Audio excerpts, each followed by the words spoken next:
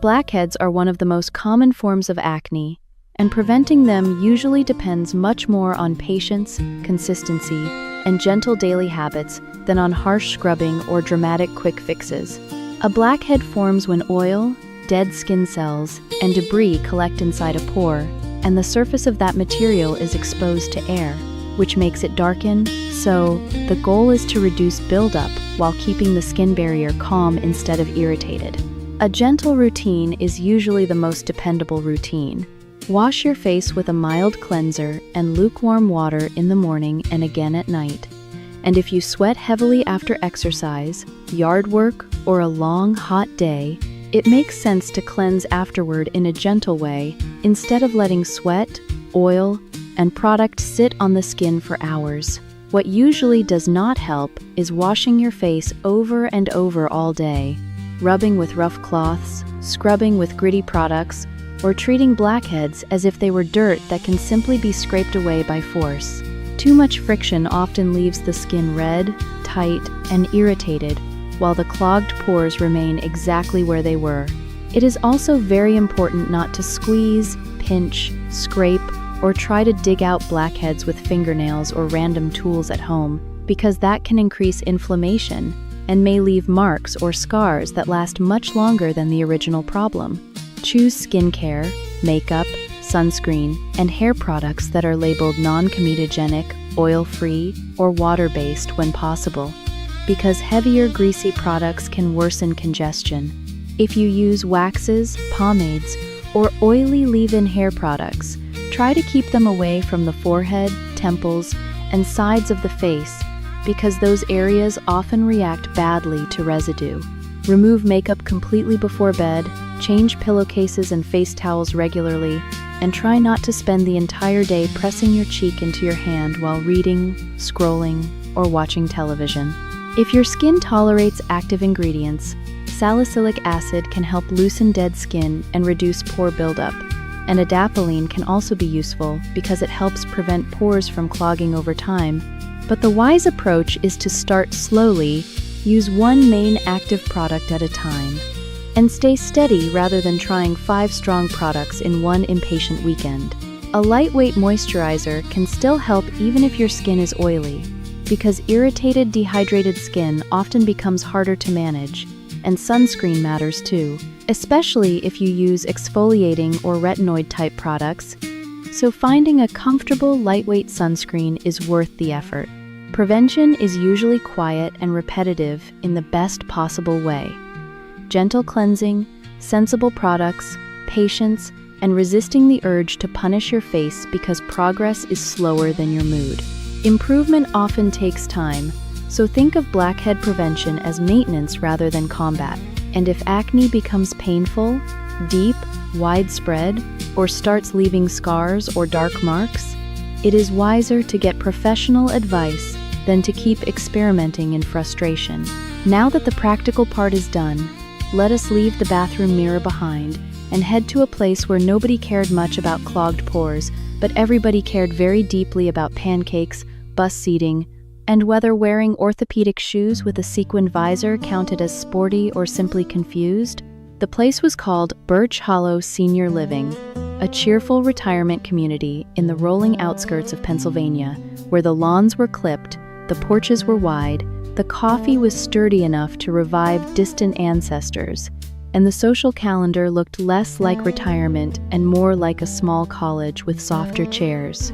There was Tai Chi on Mondays, movie matinee on Tuesdays, bridge on Wednesdays, devotional singing on Thursdays, and on the first Saturday of every month there was an organized outing on the Birch Hollow bus, a large cream-colored vehicle named Mabel after the founder's wife and pronounced by all residents as though it were a trusted horse. On one particularly bright Saturday in early June, when the sky was blue enough to look hand-painted and the hydrangeas at the front gate were entering their full gossip season, a group of 22 residents prepared to board the bus for the annual Maple Blossom Pancake Festival in the nearby town of Fairgrove. The trip had been advertised for weeks on the bulletin board with phrases like family-friendly fun, live music, handmade crafts, pancake judging, and shuttle parking available, and these words had somehow stirred more excitement than a cruise offer ever could. At the center of the excitement stood 74-year-old Gloria Bennett, a retired school principal with silver hair set neatly each Friday, a pearl clip on her cardigan, and the kind of posture that made even automatic doors feel responsible. Gloria did not lead the outing officially, but she led most things unofficially, merely by arriving early and carrying a pen. Her closest friend was Earl Dugan, age 79, former appliance repairman, widower, reader of newspapers from back to front, and owner of a hearing aid that worked beautifully except when it encountered facts he disliked. Earl wore a beige fishing hat despite not fishing, white sneakers despite distrusting exercise, and a windbreaker with so many pockets that people assumed he was either prepared for everything or carrying snacks against regulation. Also on the trip were Vivian Stokes, a former hairdresser with violet-tinted curls and a laugh that arrived 3 seconds before the punchline, Leonard Pike, a retired dentist who still spoke as if everyone should sit up straighter during instructions, B. Simmons, who baked cinnamon coffee cake for every event and then acted surprised each time it disappeared, Mildred Cole, who claimed not to enjoy social outings and yet had the best attendance record in the building, and Walter Grissom, a former insurance salesman whose primary hobby in retirement appeared to be explaining maps to people who had not asked. The driver was a patient middle-aged man named Tony, who had the exhausted kindness of somebody who had spent years driving older Americans to fairs, fish fries, church bazaars, and discount shoe warehouses while maintaining the expression of a saint who had misplaced his paperwork. By 8:30 that morning, the residents had gathered at the curb outside the main lobby, each carrying a tote bag, a sweater, in case the air conditioning gets dramatic, and exactly the same sentence on their lips, which was some version of, "I'm not really hungry yet, but I could eat a pancake if one arrived respectfully." Gloria checked names against the sign-up sheet. "Earl, you're here." "I've been here 10 minutes, Earl replied. "I was here before the bus, and possibly before the road." Vivian adjusted her sunglasses. "We know, Earl. You've told 6 people and a shrub." B handed Tony a foil-wrapped packet. "Blueberry muffins for the road." Tony accepted them with the solemn gratitude of a man who knew kindness when he saw it. Walter stood by the bus steps giving unsolicited seating strategy. "If you sit on the left side heading out, you'll get the best ridge views by mile 7, and if anyone is prone to motion sickness, they should avoid the very back because it amplifies the road personality." Mildred looked at him over her bifocals. "The road has a personality because you narrate it into one."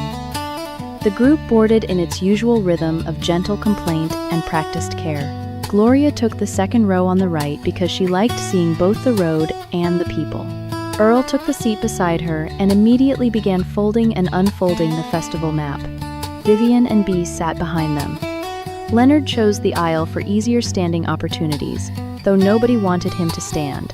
Walter sat near the middle and continued explaining route features to strangers, which in a bus full of retirees is considered normal, so long as the strangers are polite enough to nod. The bus pulled away just before 9 under a breeze so mild it seemed personally considerate. Inside, the mood was warm and slightly noisy, the way only a bus full of older friends can be, with conversation traveling up and down the aisle like a scarf passed around a living room. Somebody passed peppermints. Somebody else complained the air vent had a mean little draft.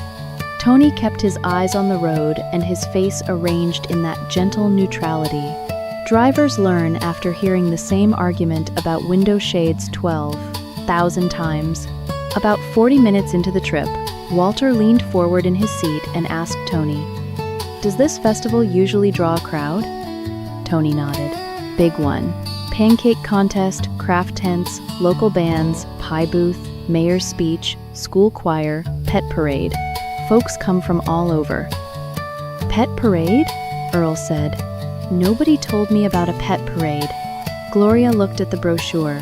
"It's on the back," Earl squinted. "I thought that said pie parade," Vivian cackled. Honestly, I'd attend both. As the bus rolled into Fairgrove, the town looked exactly like the kind of place that would build a yearly festival around pancakes and feel no shame whatsoever. Main Street was lined with little brick storefronts.